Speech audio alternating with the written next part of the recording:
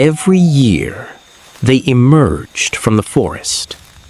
Their bodies were hidden beneath thick raffia garments. Their faces were impossible to recognize. They struck without warning, burning villages, taking captives, and disappearing before anyone could stop them. Fear spread across the ancient kingdom of Ile Ife. Many believed these mysterious raiders possessed supernatural powers. No army had been able to stop them, and hope was beginning to fade. But one courageous woman believed there had to be another explanation. Instead of running from the unknown, she chose to face it. She made an unthinkable decision: to let herself be captured by the enemy, risking her own life to uncover the truth. What she discovered would change the fate of her people forever. This is the incredible story of Moremi Ajasoro, the woman whose courage saved the Yoruba kingdom of Ile Ife. Centuries ago, long before the creation of modern Nigeria, the ancient Yoruba kingdom of Ile Ife stood as a thriving center of culture, craftsmanship, and royal authority. Many Yoruba traditions regard Ile Ife as the cradle of their civilization, a city of deep spiritual and historical significance. Its markets flourished. Skilled craftsmen created remarkable works of art. Farmers cultivated fertile lands, and the kingdom prospered in peace. But that peace would not last. Without warning, mysterious raiders emerged from the surrounding forests. Covered from head to toe in thick raffia garments, they looked terrifying to those who saw them.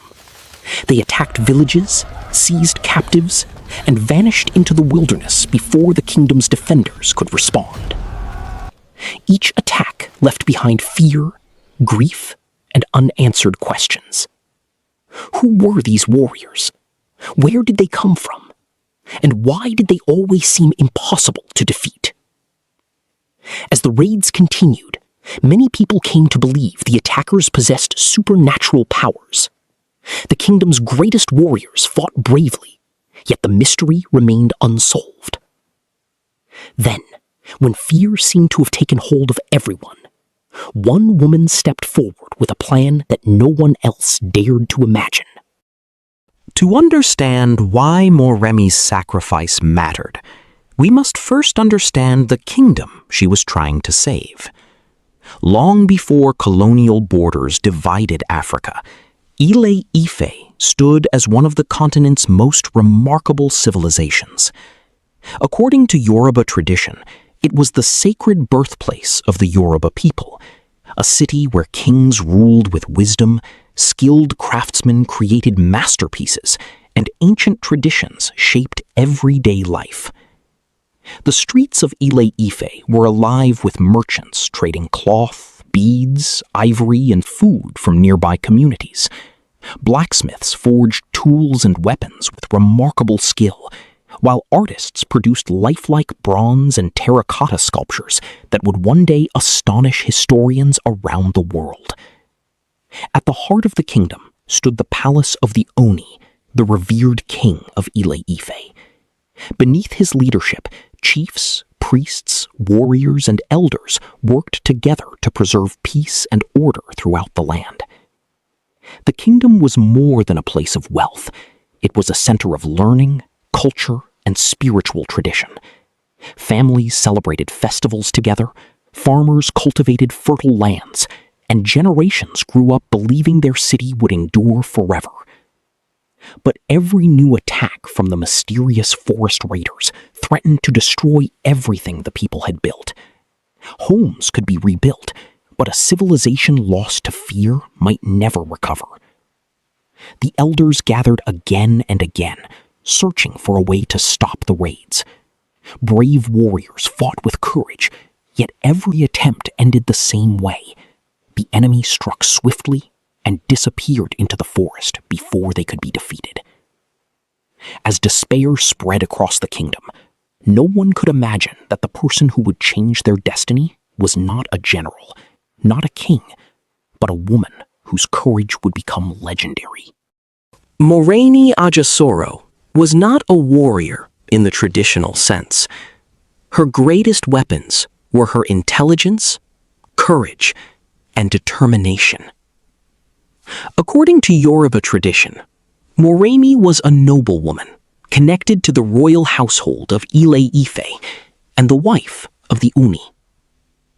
She lived close to the heart of the kingdom, where she could see the consequences of every attack. Each returning captive, each frightened family, and each abandoned home reminded her that the problem could not continue. Moremi listened. She watched, and she asked questions. Why did the attackers always appear so suddenly? How could they move through the kingdom and disappear so quickly? And most importantly, who were they really? While others searched for a way to defeat the mysterious warriors in battle, Moremi began searching for something else, their secret. But discovering that secret would require her to go somewhere no one else dared to go. She would have to enter the world of the enemy. Before we continue, if you're enjoying this journey through history, take a second to like this video. It helps us bring more untold African stories to the world. Now, let's see what happened next.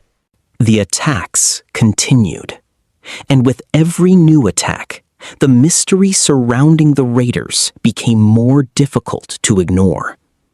Moremi had watched long enough.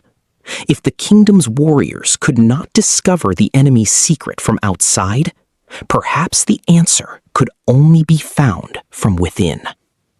But there was one problem. To learn the truth, Moremi would have to place herself in the hands of the very people terrorizing her kingdom. She would have to become a captive. It was an extraordinary decision.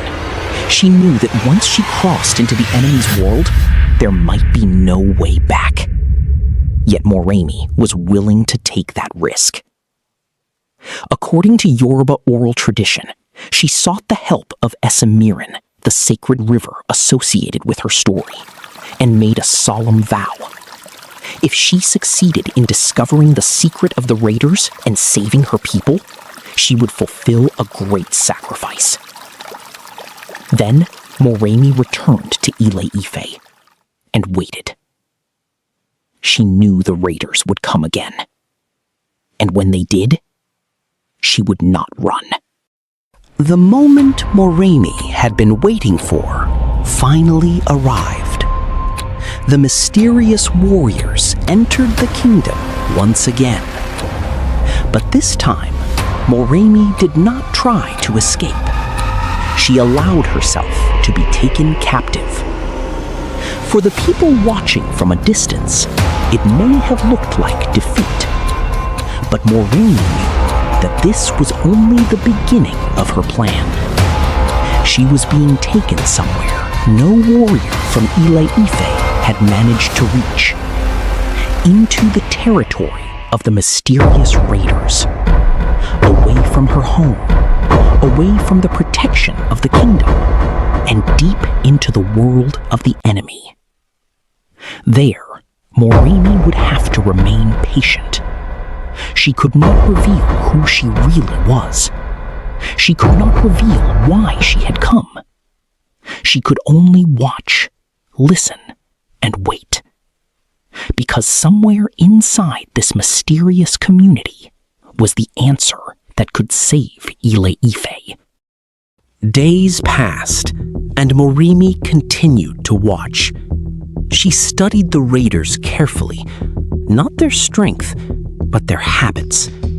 She watched how they prepared their disguises. She watched how they moved. And she watched what happened when those strange garments were exposed to fire. Then she noticed something important. The thick raffia covering their bodies was dry and highly vulnerable to flames. Suddenly, the mystery began to make sense. The terrifying appearance that had kept Ile Ife's people afraid was not a supernatural power. It was a disguise, and that disguise had a weakness: fire. Moremi now possessed the knowledge she had risked everything to obtain. But knowing the secret was only half the battle. She was still deep inside enemy territory. She needed to escape and carry the secret back to Ile Ife. The warning spread throughout Ile Ife. The raiders were coming again. But this time, the kingdom was ready. The warriors gathered, the people prepared, and Moremi's secret was finally put to the test. For years, the mysterious disguises had made the raiders appear almost impossible to defeat. Now, Ile Ife knew the truth. They knew what was hidden beneath the raffia, and they knew its greatest weakness. As the mysterious figures emerged from the forest, the people of Ile Ife did not respond with the same fear as before. They waited for the right moment. Then the plan began. Controlled flames were directed toward the dry raffia coverings. The disguise that had once created terror could no longer protect the raiders. The illusion was broken. The people of Ile Ife finally saw what had been hidden from them all along. They were not spirits. They were human beings. And for the first time, the kingdom had overcome the fear that had held it captive. The raiders withdrew. Ile Ife had survived. The battle was over. For the first time in years, the people of Ile Ife could breathe without fear. Moremi had accomplished what she had set out to do. She had entered the world of the enemy, discovered their secret, and returned with the knowledge that saved her people. But there was something she had not forgotten: a promise. Before beginning her dangerous mission, Moremi had sought the help of Mirin, the sacred river associated with her story. According to Yoruba oral tradition, she had promised a great sacrifice if she succeeded in protecting her people. Now that the kingdom was safe, the time had come to fulfill that vow. And the sacrifice demanded was one no mother could easily accept. Her only son, Oluorogbo. Moremi had risked her own life to save Ile Ife, but now she faced a different kind of courage. The courage to surrender what was most precious to her. The people of Ile Ife mourned with her. And from that sorrow emerged a story that would survive for generations. Generations passed, but the story of Moremi did not disappear. It was carried through Yoruba oral tradition, from parents to children, from elders to younger generations. She became remembered not simply as a woman who survived danger, but as a woman whose courage changed the fate of her people. Her story became a symbol of intelligence, sacrifice, courage, and love for one's community. And although centuries separate us from the world in which Moremi lived, her story still asks an important question. What would you be willing to sacrifice to protect the people you love? Moremi's answer came at an extraordinary cost, but her name survived.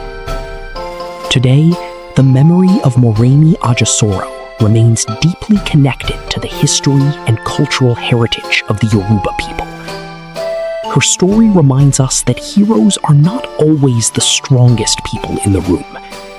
Sometimes they are the ones courageous enough to think differently when everyone else has lost hope. And that is the legacy of Moremi Ajasoro. Moremi Ajasoro, a woman who walked into danger so that her people could live without fear. Her story survived because courage, when remembered, can become a legacy. What would you have done in her place? If you enjoyed this story, subscribe to the channel for more forgotten African legends, history, and stories from the past.